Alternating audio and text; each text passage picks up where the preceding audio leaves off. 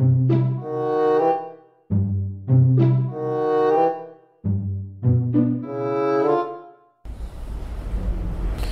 nous poursuivons cette réflexion sur les passions et les vertus en nous servant d'un livre qui est celui de Jean-Claude Larchet, Thérapeutique des maladies spirituelles.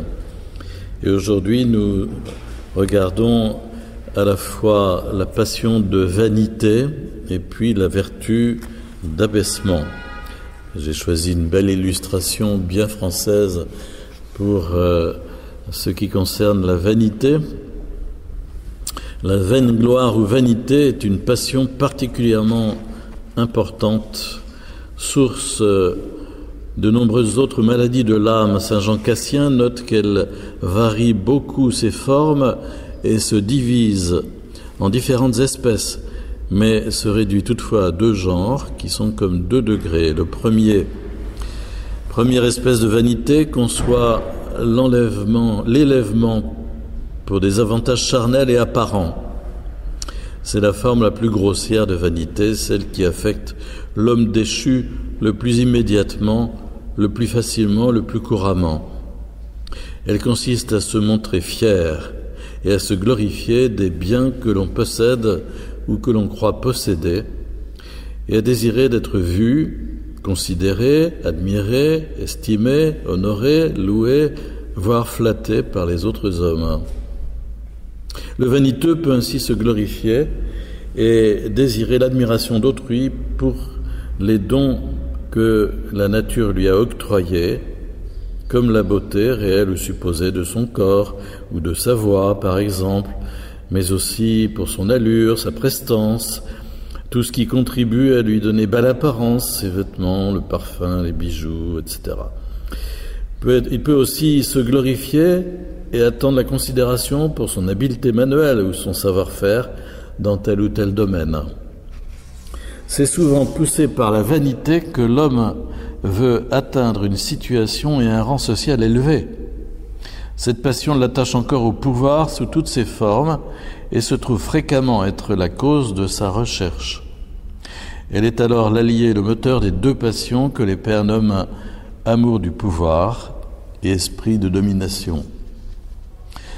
À un plan plus subtil, la vanité consiste pour celui qui en est le sujet à se montrer fier de ses qualités intellectuelles, de son intelligence, de son imagination, sa mémoire, etc., mais aussi de sa connaissance ou de son savoir, de sa maîtrise du langage, de sa capacité à bien discourir ou écrire, etc., etc., etc.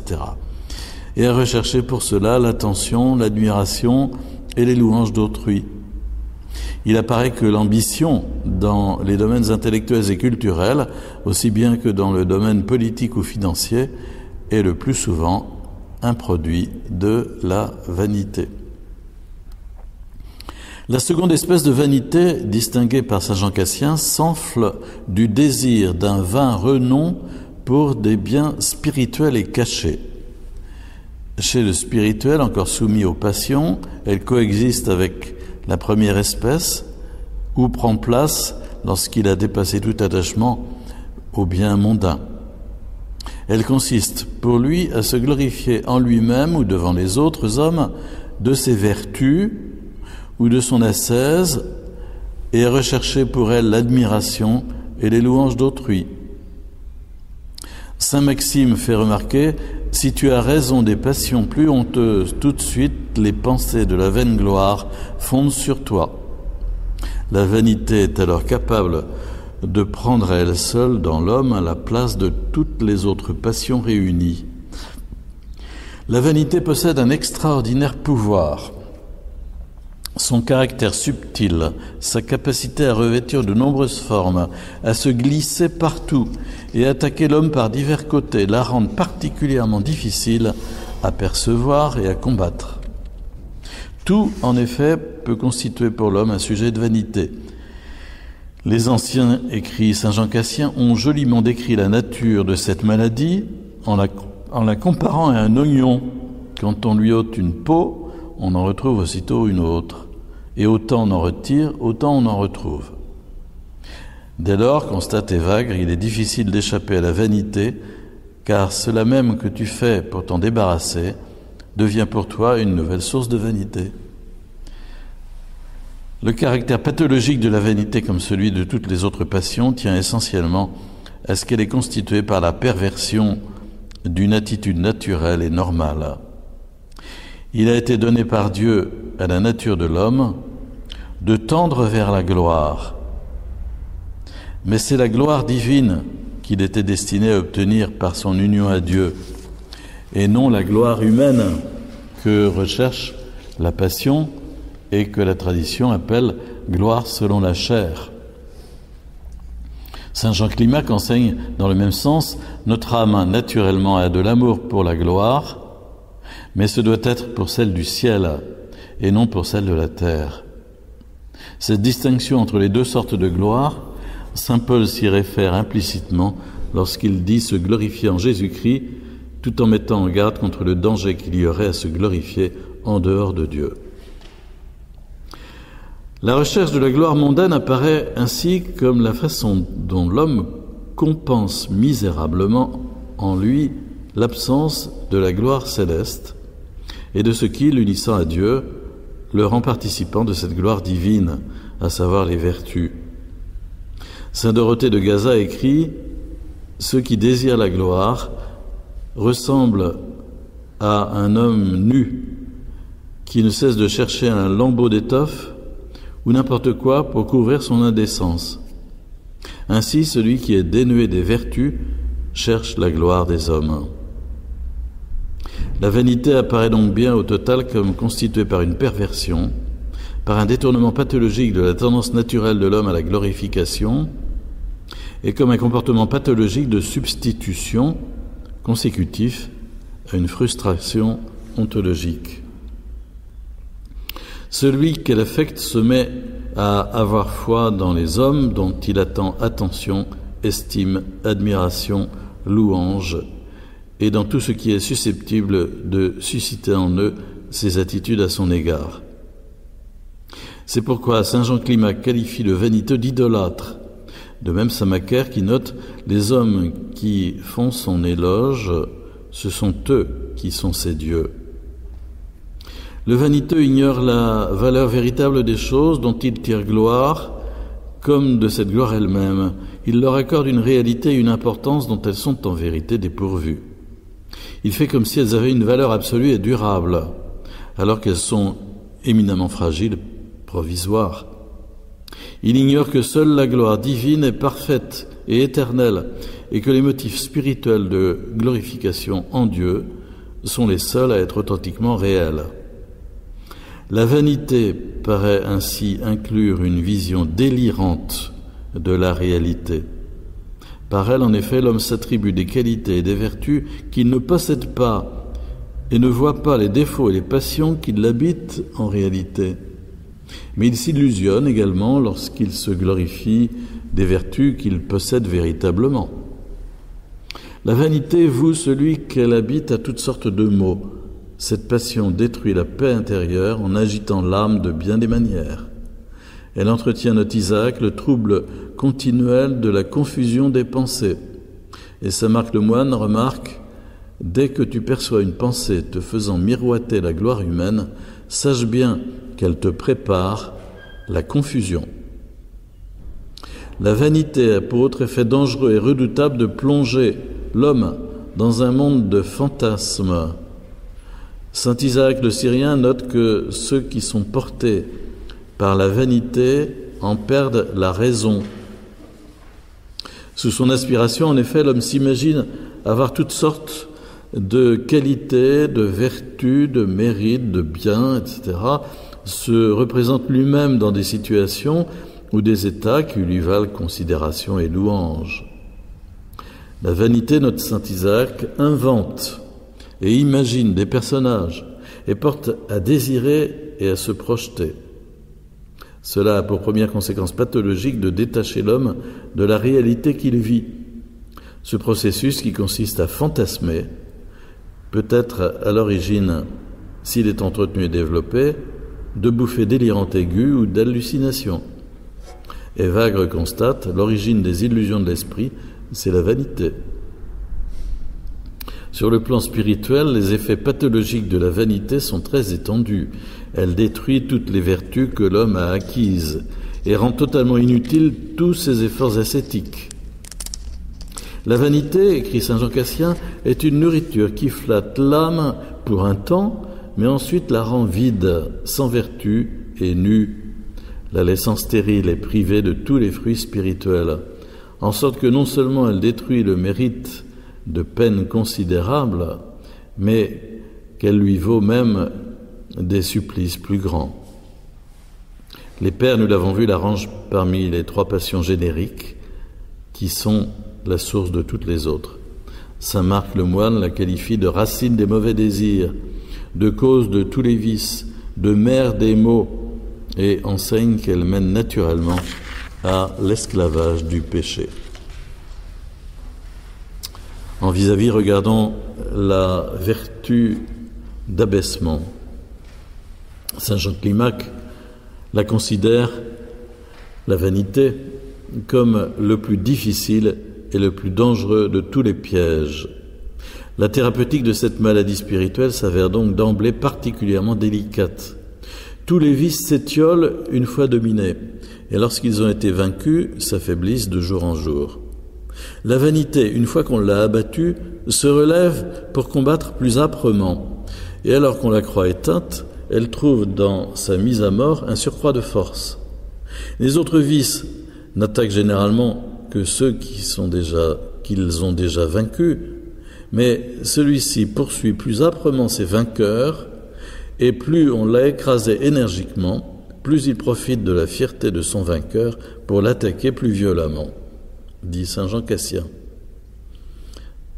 Celui qui entreprend la thérapeutique de la cénodoxie, de la vanité, devra donc faire preuve, du début jusqu'à la fin, d'un grand discernement spirituel et d'une vigilance constante.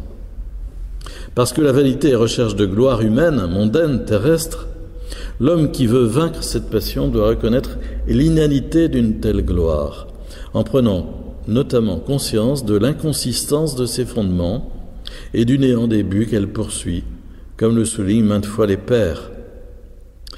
La mort révèle la pleine mesure de la vanité et du néant des choses humaines que la vanité a pour objet, et en même temps qu'elle est le moment crucial où le jugement divin est signifié à l'homme.